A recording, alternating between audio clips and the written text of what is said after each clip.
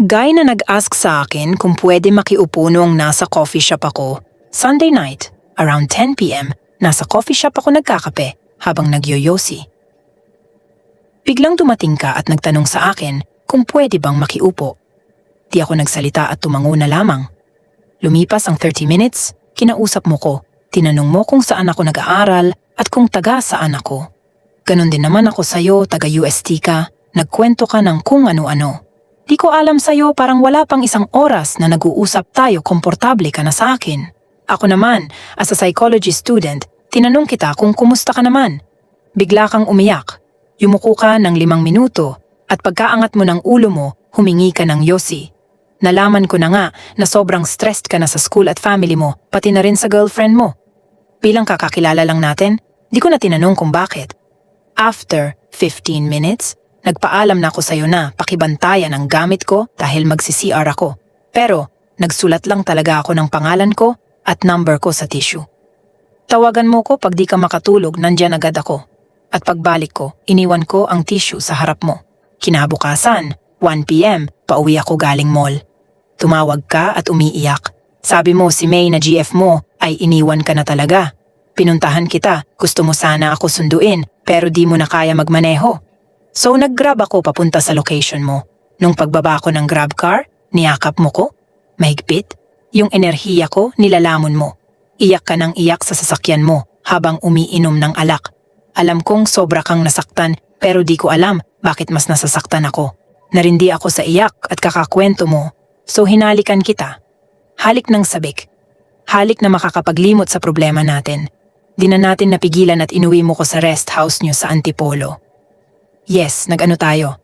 Maraming beses ng araw na yon. Fulfill ka, pati naman ako. Sa isip ko na lang na kung ito ang makakapagaan ng loob mo, sige lang. Kinagabihan 8 p.m. nag-sorry ka sa akin, sobrang sorry mo. Sabi mo, ayoko magsimula ng ganito, gusto kita mahalin. Oo, mabilis pero hayaan mong magsimula tayo at ligawan ka. Hinalikan mo ko sa no. I really felt that. Alam ko at ramdam ko na totoo kang magmahal. Umuwi na tayo, hinatid mo ko sa bahay. Nag-text ka sa akin na nakauwi ka na with matching long sweet message pa. Ewan, iba naramdaman ko. Sobrang bihira ng ganitong pakiramdam. 1 linggo tayo magkausap, hinahatiran ng pagkain, kinilala si mama at papa. Wala na yata akong mahihiling pa. Ang bilis ng panahon, ng araw, ng oras. Last text mo sa akin, Jam, bakit ganito? I did my best naman, but they are always bringing me down. What I had done ba? I'm trying my best to be the best son. But isn't it enough? Ikaw na lang meron ako. Wag mo ko iiwan. I replied, I got you, JP. I'm always here for you. Iwan ka man nila, nandito lang ako para sa'yo. That was our last conversation. Kinabukasan, tinawagan kita pero di mo sinasagot. Almost 7 missed call ang di nasagot. After 2 hours, tumawag ako. Pero di ikaw ang sumagot. Your mom. Is this JP's girlfriend? Di ko alam kung bakit umiiyak ang mommy mo. I replied, hindi po, nililigawan pa lang po. Then she cried a lot. JP is dead. I-send ko na lang sa'yo ang location, please come here. Di ko alam kung ano ang gagawin ko. Pinilit ko, gisingin sarili ko. Baka panaginip lang to. Pero bakit naman JP? Bakit mo ginawa sa sarili mo yon? Pumunta na ako sa lugar kung saan nakaburol si JP. I saw her mom begging in the front of his coffin, saying sorry for the things that she'd done. Ako naman akmang pupunta sa kanya nang hatakin ako ng papa ni JP. Binigay niya sa akin yung box na may kolorete at pumunta na nga ako kay JP. Bakit naman? Bakit mo ginawa to? Bakit mo ko iniwan? Puro tanong. Wala akong kalaban-laban sa kaaway ni JP. Kaaway niya na nasa isip nakatira.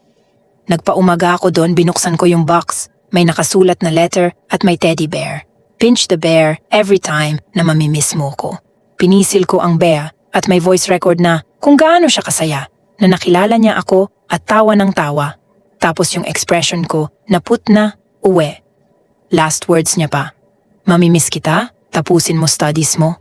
Sagutin mo ko pag nasa langit na tayo. Iyak ako ng iyak. Gusto ko na rin sumunod pero tutuparin ko yung gusto mo. Bakit ako, JP? Parang mas minahal mo pa ako kesa sa ex mo. 1 week and 3 days pa lang tayo. Then, I found a letter in the bear, sa bulsa ng bear. Matagal na kita nakikita, matagal na kitang pinagtatanong sa coffee shop. Pero yung name lagi na nilalagay mo palaging alone. So when I saw you alone, umupo ako sa mesa mo. Panahon din na walang-wala ako, thank you dahil kinumusta mo ko kung hindi. That night will be the last night. Na-pressure ako sa parents ko. Thank you for saving me. See you when I see you, dream girl. Now, I really understand the right love, wrong time. I wish I can hug you again, isang araw lang o kahit habang buhay na. Kahit pala psychology course ako, di ko man lang natulungan yung taong sa akin kumakapit. You guys, be kind sa mga taong nakakasalamuhan nyo. Iba-iba tayo ng nararanasan. But I'm thankful I found JP. I'm pregnant.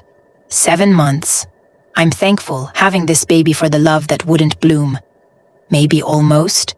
But God, I miss the boy, and I'd go 1,000 times around the world just to be closer to him than to me. From Senda, your psychologist. Follow us for more USF exclusive stories.